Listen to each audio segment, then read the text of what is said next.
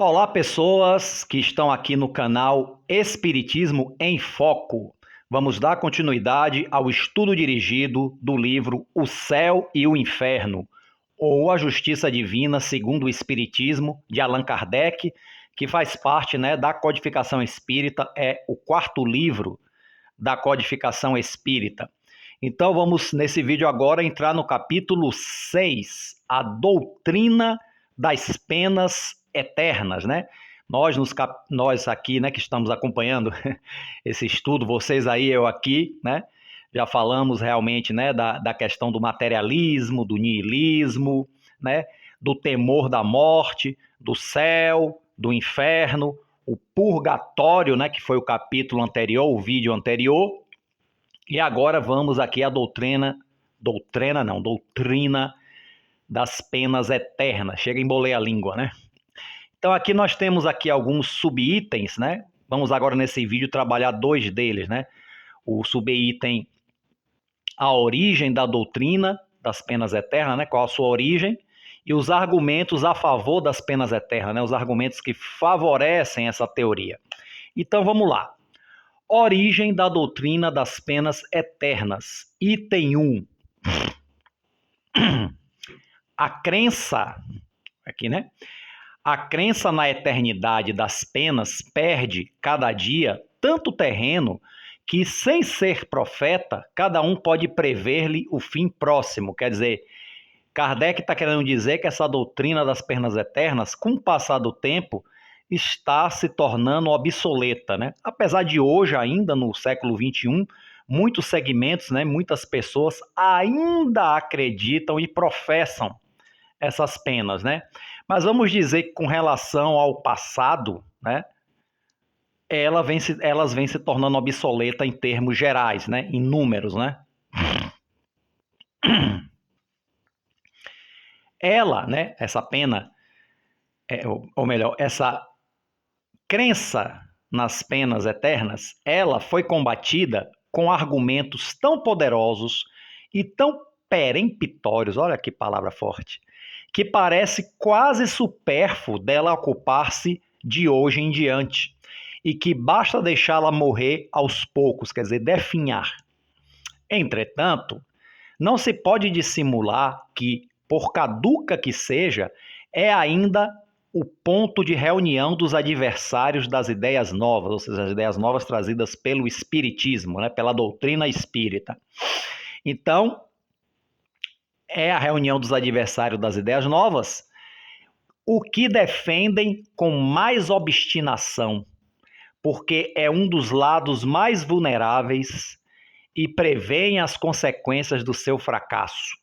Desse ponto de vista, essa questão merece o exame sério. Então, os adversários do espiritismo ainda sustentam, essas ideias e usa para combatê-lo, e ainda mentes mais frágeis, mentes mais vulneráveis, muito crédulas, ainda acreditam nisso, E nós vemos hoje em muitas religiões as pessoas são dominadas pelo medo dessas penas eternas. Ah, se eu não fizer assim, se eu não fizer assado, eu vou para o inferno, Ou ali, até exploração financeira por parte das religiões, se eu não pagar isso, se eu não pagar tanto de dízimo, e não é nem dízimo, É muito mais, Se eu não, quer dizer, não doar tanto, tem as penas eternas. Ainda serve para isso também, Uma questão de dominação e também de ganhos materiais,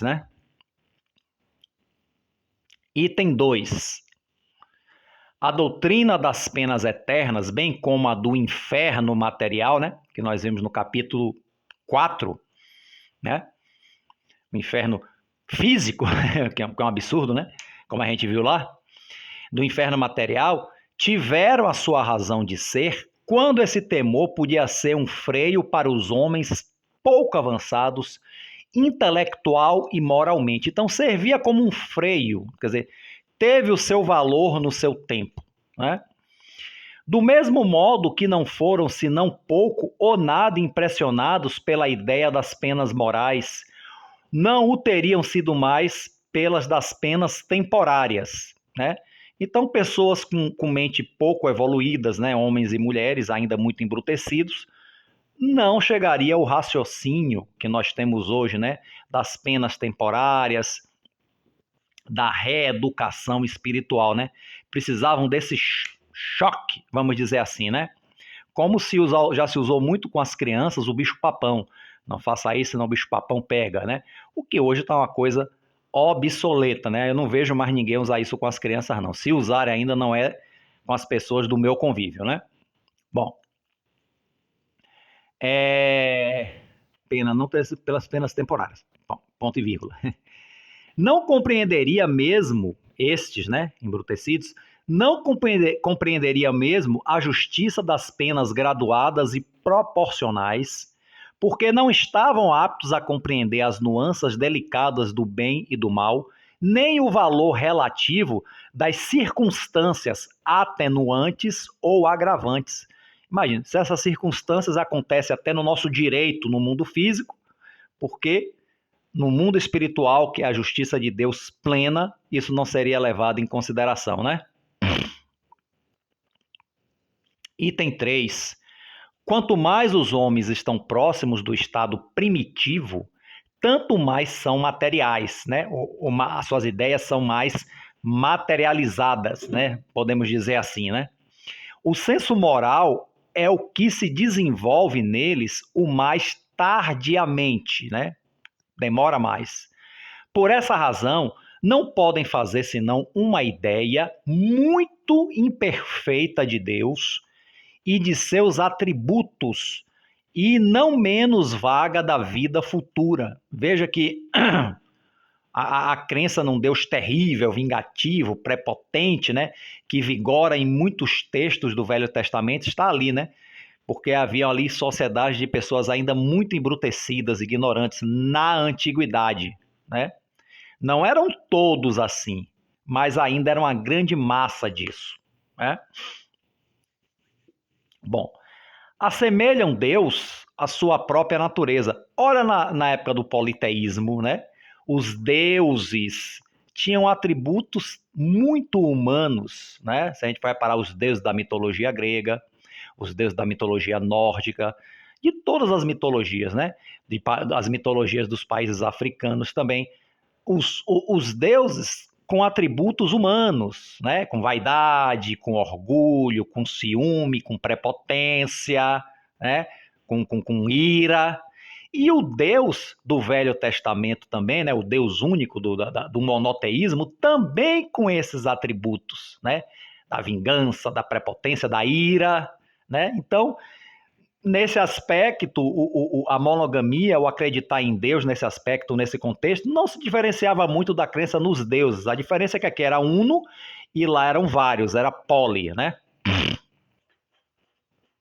Então, assemelham Deus à sua própria natureza, a natureza humana, humana naquele momento evolutivo ainda, com muitos caminhos evolutivos a percorrer, né?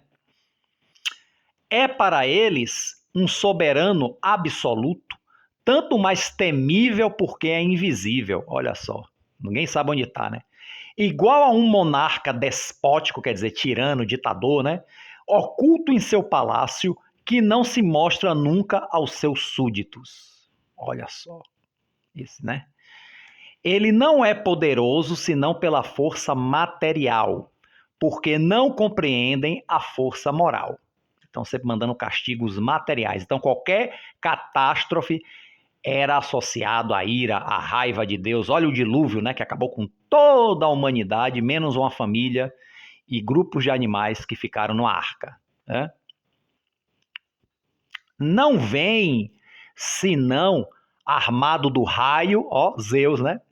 Não vem senão armado do raio, no meio de relâmpagos e tempestades, semeando na sua passagem a ruína e a desolação, a exemplo dos guerreiros invencíveis, né? Eu lembrei de Zeus, que é o deus grego que chefiava todo o Olimpo, né?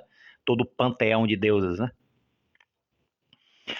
Um Deus de mansuetude e de misericórdia não seria um Deus. Bom, e foi justamente esse Deus que foi apresentado por Jesus, né? Mas para esses não, né? Um Deus de mansuetude e de misericórdia não seria um Deus, mas um ser fraco que não poderia fazer-se obedecer, né? Então tinha que ser brabo para se fazer obedecer. A vingança implacável, os castigos terríveis, eternos, não tinham nada em contrário com a ideia que faziam de Deus, nada que lhes repugnasse a razão. Então, concebendo um Deus tão terrível como esse, as penas eternas, os castigos eternos, fazia toda a lógica, né? A lógica deles, né?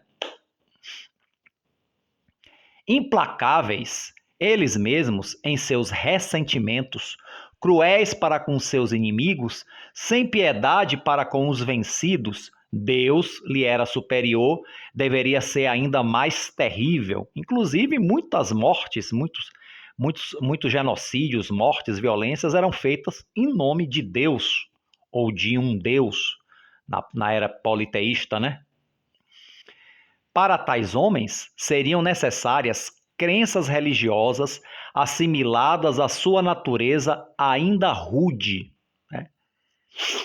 Uma religião muito espiritual, toda de amor e de caridade, não poderia se aliar com a brutalidade dos costumes e das paixões, né? Foi um dos grandes choques dos ensinamentos de Jesus à sua época, né? Com aqueles que ainda acreditavam num Deus assim, né?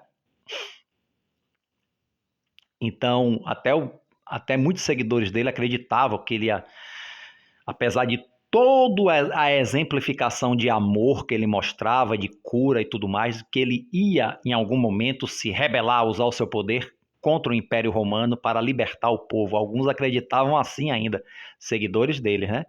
Então, você vê como foi o choque dessa questão de se apresentar esse Deus de misericórdia que Jesus exemplificava. Mas ele não foi o único, não, né? Anterior a ele já houveram alguns profetas que quiseram mostrar um Deus mais ou menos assim, mas não foram dados ouvidos a eles, né? Por exemplo, eu li sobre Ezequiel hoje, e Ezequiel mostra um Deus já parecido com o Deus que Jesus apresentou, né? Com justiça, com misericórdia, mas essa parte não foi levada muito a sério, não, né? Pelo que se vê. A pessoa continuou preferindo o Deus terrível e vingativo da ideia mosaica de Moisés, né? Era o que prevalecia, né?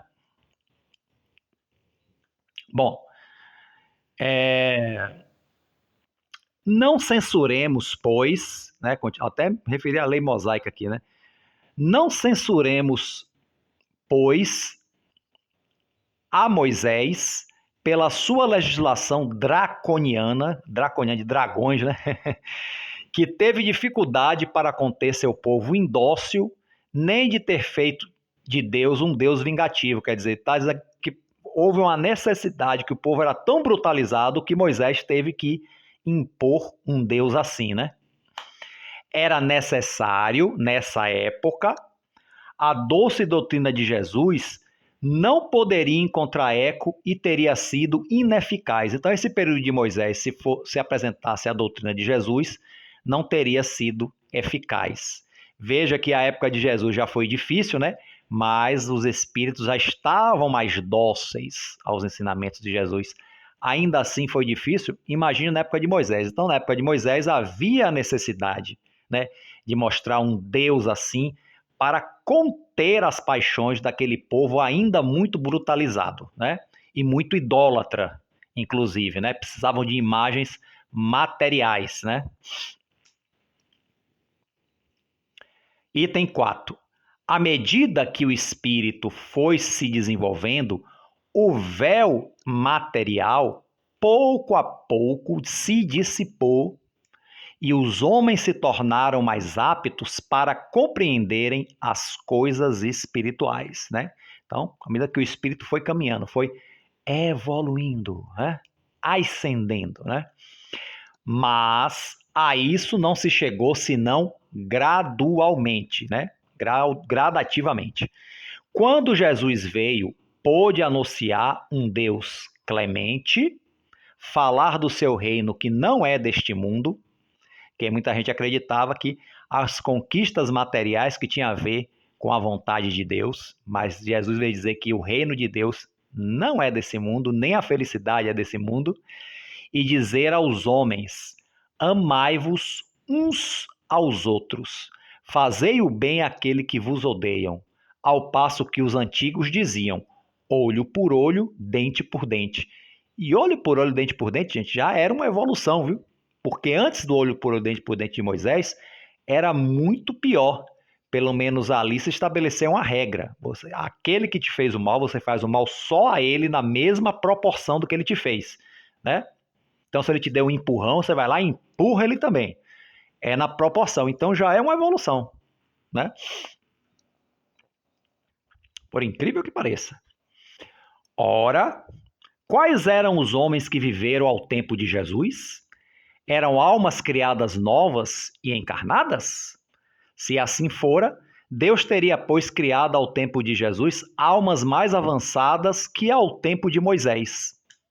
Mas então, em que se tornaram essas últimas? Teriam se arrastado durante a eternidade num embrutecimento, quer dizer, as de Moisés? O simples bom senso recusa essa suposição. Então não eram almas novas da época de Jesus, já eram almas reencarnadas com um aprendizado anterior, muitas dessas da época de Moisés, sim, né, para continuar o seu aprendizado, né? E de outras culturas também, porque a coisa não era só restrita ali na Palestina, na Judéia, não é? De outras culturas, de outros povos que também reencarnam, né? Constantemente, nós já reencarnamos em vários povos. E aqui estamos hoje, ok? O simples bom senso recusa essa suposição. Não.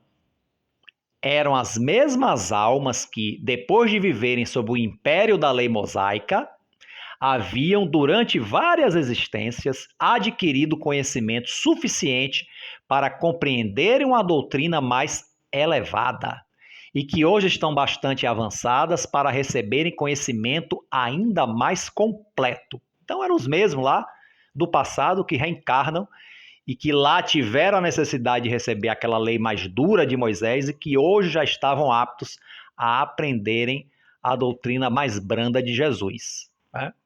Sendo que o que Jesus ensinou é o amor ao próximo, né? A misericórdia e tudo mais, mas também sem prescindir da justiça, né? Jesus não deixou de transmitir a justiça também, não, né? A cada um segundo suas obras, a lei de causa e efeito, né? Colher aquilo que planta, né? Então Jesus também, ele não, vamos dizer assim, ele não retirou a lei, não, né? Ele só reformulou a lei e disse que aliado a essa lei também está o amor e a misericórdia, né? Mas a lei continuou firme com Jesus como tem que ser, né? As leis universais, elas são firmes, né?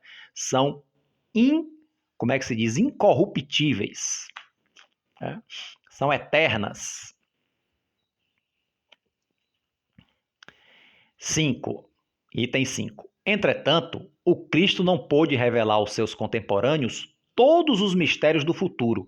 Ele mesmo disse: teria ainda muitas coisas a vos dizer, mas não as compreendereis. Por isso vos falo por parábolas. Quer dizer, já havia um certo avanço nos discípulos do Cristo, mas não completamente para ele ensinar tudo, né? Precisaria do tempo. Sobre tudo o que diz respeito à moral, quer dizer, aos deveres do homem a homem, foi muito explícito porque, tocando a corda sensível da vida material, sabia ser compreendido. Sobre outros pontos, limitou-se a semear, sobre forma alegórica, os germes daquilo que deveria ser desenvolvido mais tarde. Então, o que ele pôde dizer objetivamente, ele disse. Aquilo que ele não pôde, falou sobre figuras alegóricas, sobre metáforas para serem compreendidos mais tarde, né? A doutrina das penas e das recompensas futuras pertence a essa última ordem de ideias. Quer dizer, essa que ele passou de forma alegórica, né?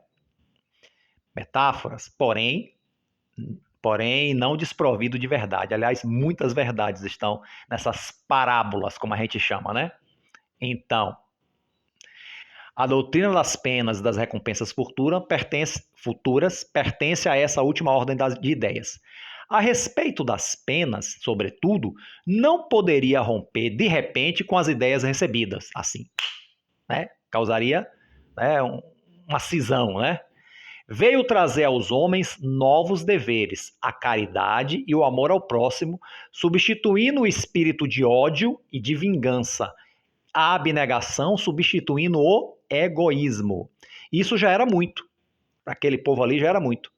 Não podia racionalmente abrandar o temor ao castigo reservado aos prevaricadores, sem enfraquecer ao mesmo tempo a ideia de dever. Então, a questão das penas futuras, ele não pôde romper totalmente com a ideia, né?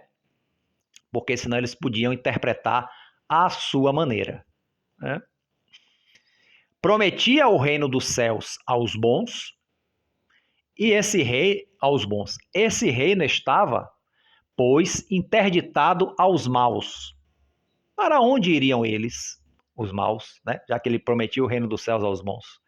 Seria preciso uma contrapartida de natureza a impressionar as inteligências ainda muito materiais para se identificarem com a vida espiritual, né? Então, por que não se deve perder de vista que Jesus se dirigia ao povo? Entendeu, gente? A parte menos esclarecida da sociedade, a maioria analfabeta, inclusive, né? Para a qual seriam necessárias imagens de alguma sorte palpáveis e não ideias sutis. Então ele criava imagens fortes, né? Por isso não entrou a esse respeito em detalhes supérfluos. Bastou-lhe opor uma punição à recompensa. Não seria preciso mais naquela época, né? Não seria preciso mais que isso naquela época. Então, item 6. Se Jesus ameaçou os culpados com fogo eterno, né?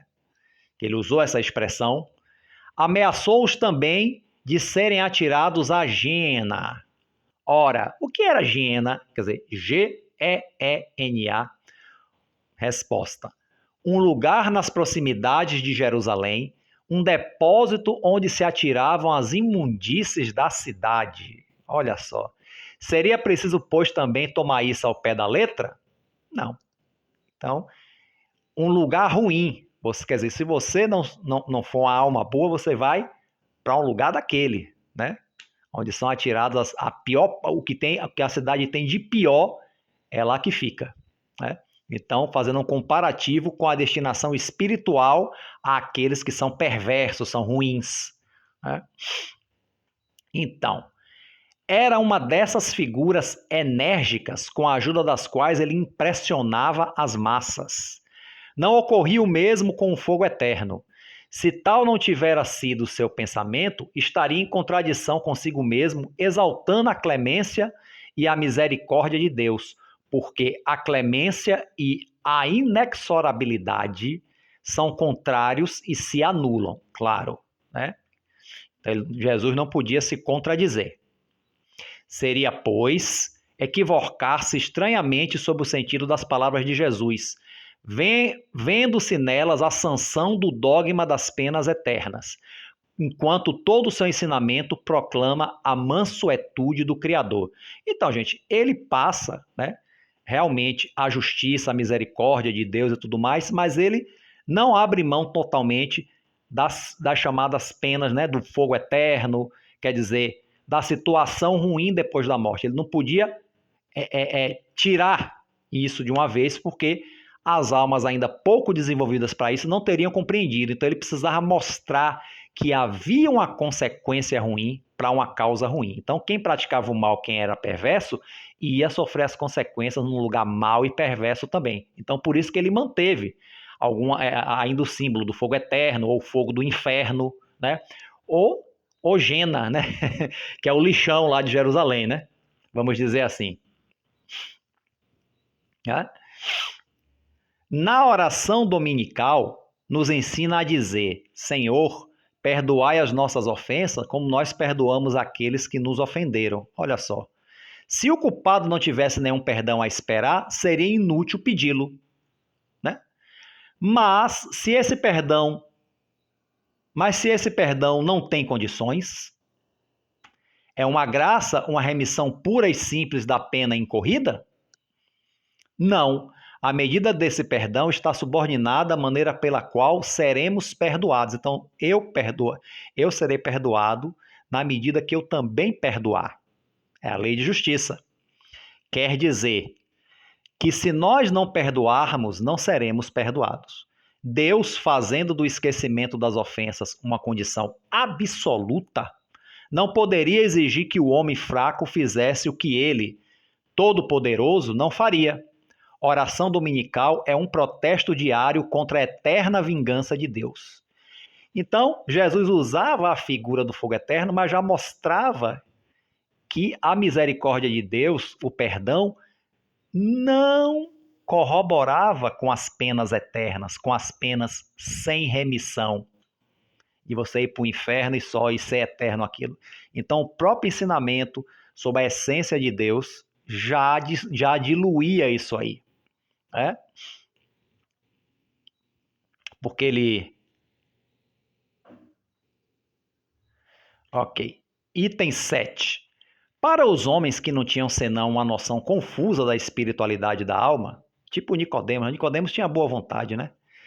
Foi encontrar Jesus, mas era confuso, né? Como é que um homem pode nascer de novo, entrar de novo no ventre da mãe, né? Então ele era um pouco confuso, mas tinha boa vontade, Nicodemos. Era um fariseu ele, né? Era um doutor na lei, mas tinha boa vontade no coração. Para os homens que não tinham senão a noção confusa da espiritualidade da alma, a ideia do fogo material não tinha nada de chocante, tanto menos que ela estava na crença vulgar tirada do inferno dos pagãos, quase universalmente difundida. Quer dizer, essa ideia do inferno, do fogo eterno, já era uma ideia dos pagãos que também fazia parte das crenças deles ali, apesar deles repudiarem um povo pagão, um povo gentil, mas eles abraçavam algumas crenças, né? Isso é que é o irônico, né? A eternidade da pena não tinha mais nada que repugnasse a essa gente submissa há séculos à legislação do terrível Jeová, né? Que é terrível mesmo, né? Do Velho Testamento, né? No pensamento de Jesus, o fogo eterno não poderia ser, pois, senão uma figura.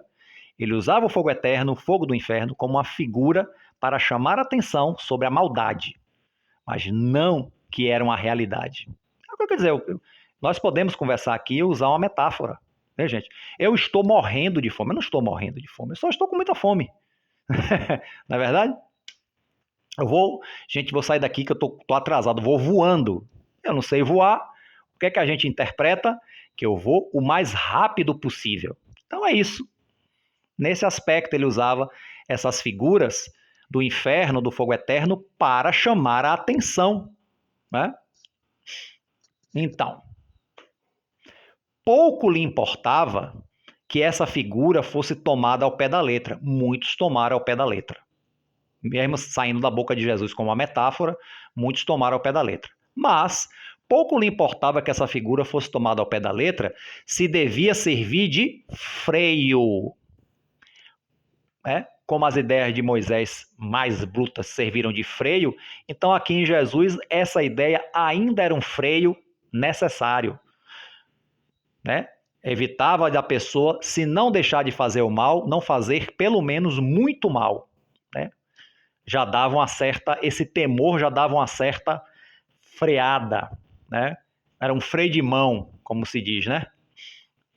Seria bem que o tempo e o progresso deveriam se encarregar de fazer compreender o seu sentido alegórico, sobretudo porque, segundo a sua predição, o Espírito de verdade viria esclarecer os homens sobre todas as coisas. E já veio, né, gente? Está aqui a doutrina espírita, né?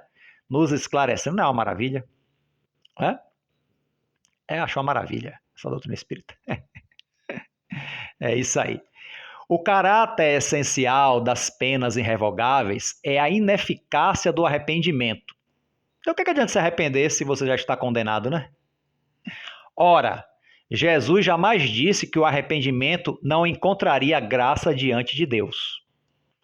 Em toda oportunidade, ao contrário, mostra Deus clemente, misericordioso, prestes a receber o filho pródigo de volta ao teto paterno. Inclusive, a parábola do filho pródigo se refere a isso, né? Não mostra inflexível, senão para o pecador endurecido, aquele que realmente, né, não tem jeito, né? Quer dizer, não tem jeito a curto nem a médio prazo, né?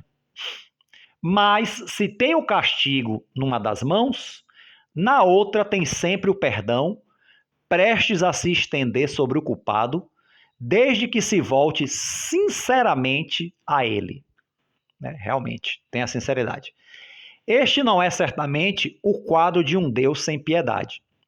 Há que se notar também que Jesus não pronunciou contra ninguém, mesmo contra os maiores culpados, condenação irremissível. Todo mundo, né, tinha sua oportunidade.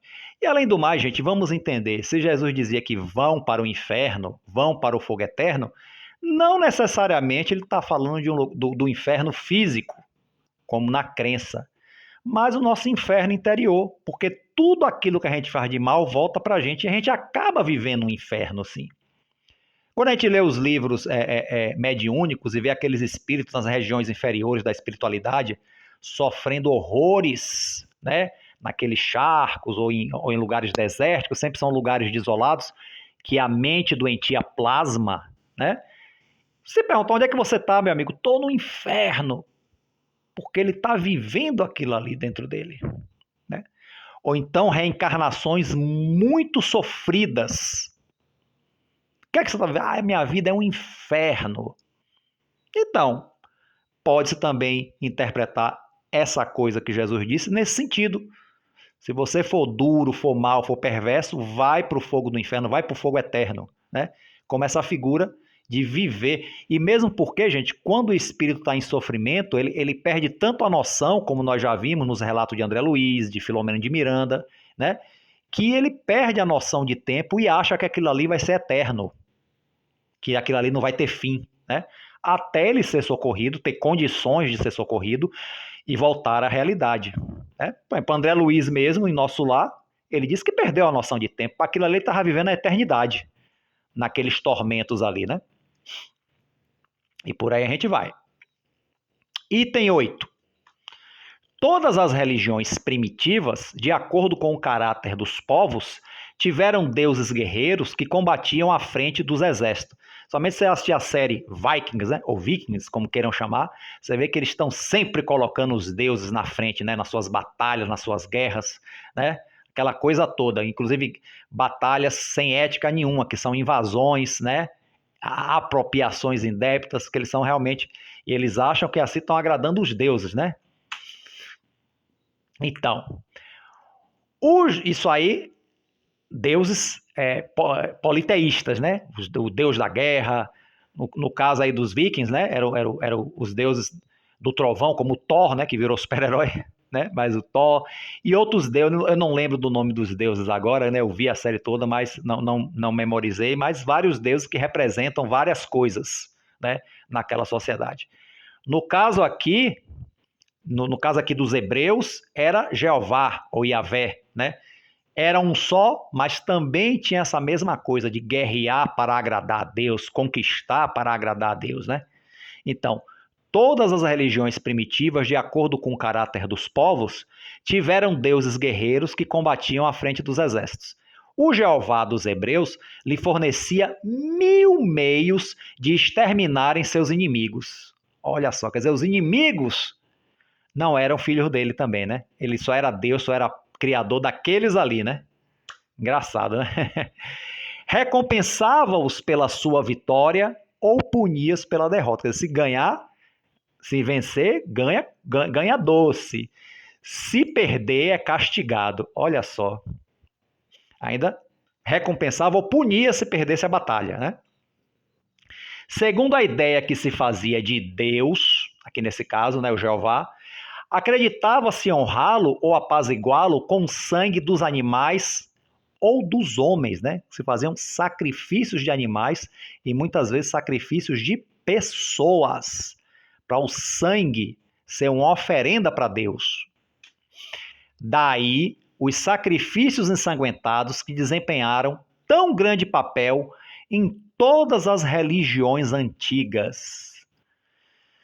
Os judeus haviam abolido os sacrifícios humanos. Então, os judeus ali naquele contexto aí, né, nesse contexto aqui de Jesus, já tinham abolido esses sacrifícios, né? Os sacrifícios humanos, mas de animais sim, eles ainda, tanto que na porta do templo ainda vendiam pombas, vendiam porcos não, né? Era pombas, animais para serem sacrificados, né? Porco não, que o porco era um animal, não era um animal muito puro não. Acho que não fazer um sacrifício com eles não, né? Então, os judeus haviam abolido os sacrifícios humanos. Os cristãos, malgrado os ensinamentos do Cristo, acreditaram por longo tempo honrar o Criador, entregando-se por milhares às chamas e às torturas a quem chamavam de heréticos. Então, os cristãos voltaram a fazer sacrifícios humanos para aqueles que eles acreditavam que eram hereges, que eram contra a lei de Deus, tinham que ser queimados nas fogueiras.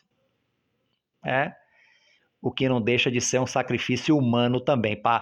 Então, Deus, esse aqui desrespeitou a tua lei, eu vou, em seu nome, para lhe agradar, vou queimar ele na fogueira. E aí voltou esse absurdo. O último ato, gente, da Inquisição foi a queima dos livros espíritas. Quem viu o filme de Kardec, né? Leu a história, sabe, né? Foi o último ato da Inquisição, e aí as pessoas gritaram, abaixa a Inquisição, né? Queimar os livros. Mas foi a melhor propaganda que teve para o espiritismo na época, né? Que aí que todo mundo ficou curioso para saber o que é esse tal de espiritismo, e muita gente foi lá na fogueira e catou os livros que o fogo não tinha pego ainda, pedaço de papel, tudo. Foi uma maravilha, né? Tanto que o Espírito de Verdade mandou uma mensagem para Kardec que já ia entrar com um processo. Não, deixe que queimem, deixe que as chamas vai levar para mais longe, né? E o Espírito de Verdade sabia o que estava falando. Então, cristãos, malgrados os ensinamentos do Cristo, acreditavam por longo tempo honrar o Criador, entregando-se por milhares à chama e às torturas àqueles que chamavam heréticos, né? Porque, na verdade, não eram verdadeiros cristãos. Porque um cristão verdadeiro de coração jamais fariam isso. Porque pegaram o cristianismo, o ensinamento de Jesus, e transformaram numa religião, né, tão intransigente quanto as anteriores. Né? Botaram os vícios das religiões anteriores, né, no cristianismo. Mas não era mais o cristianismo puro aí. Longe disso, muito pelo contrário. Né? Então, eram, sobre uma outra forma, verdadeiros sacrifícios humanos, uma vez que o faziam para a maior glória de Deus e com acompanhamento de cerimônias religiosas. Claro, né? Tá queimando ali uma pessoa endemoniada, né? Hoje mesmo, invocam ainda o Deus dos exércitos antes do combate e glorificam depois da vitória. E isso frequentemente para as causas mais injustas e mais anticristãs, como por exemplo as cruzadas, né? Que invadiu, matou, espoliou tantos povos, né? Povos muçulmanos, os mouros muçulmanos, né? Inclusive, né? Então isso tudo em nome de Deus, né? Em nome da fé, da glória de Deus, né? E por aí vai. E hoje ainda as pessoas ainda querem fazer o mal invocando a Deus. Porque aquela pessoa vai ver. Ela vai cair em nome de Deus, em nome de Jesus. É a praga religiosa. Eu vou me exaltar e ela vai cair. Olha só. Ainda rola. Né?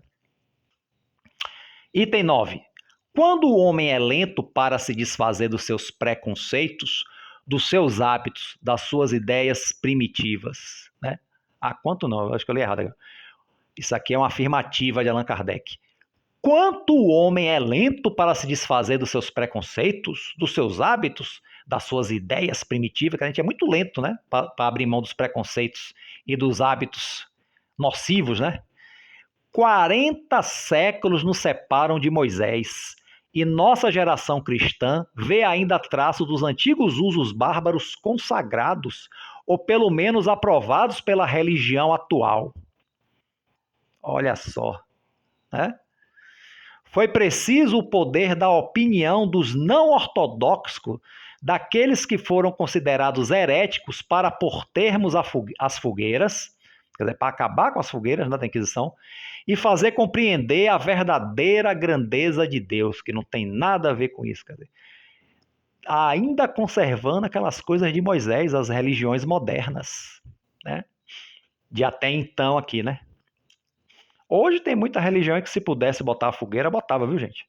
É porque hoje estamos em outros tempos, temos legislação, temos leis, graças a Deus, né?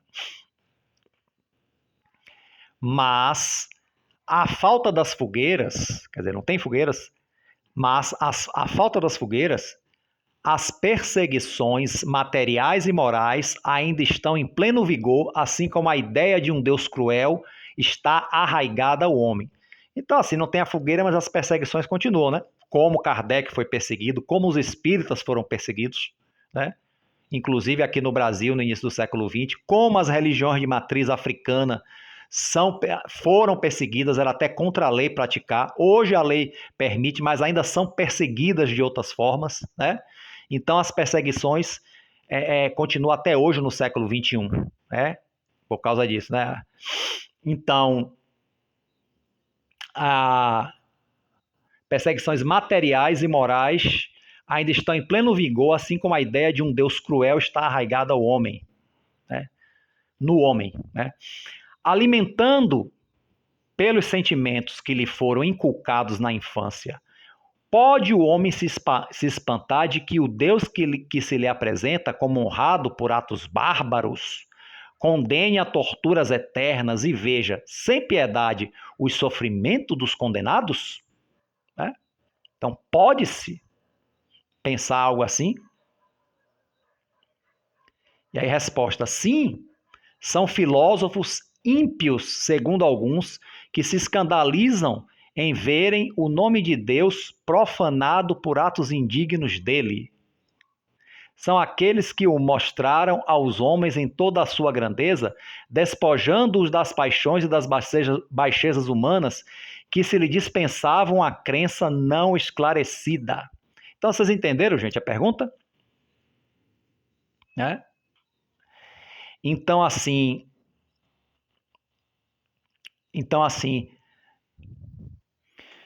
entendeu, gente? Então, rever realmente essa questão, se Deus aprova, né? Deus aprova, se realmente tem a ver com a justiça de Deus, essas barbaridades feitas para honrar, né, o seu nome, a sua existência. Então, a religião ganhou em dignidade o que perdeu em prestígio exterior. Porque se não há menos homens presos à forma, há mais neles que são, mais sinceramente, religiosos pelo coração e pelos sentimentos. Então, a religião dos sentimentos, do coração, que realmente buscam a Deus, essa começa a ser a mais valorizada do que esses atos externos, né, e bárbaros que são feitos.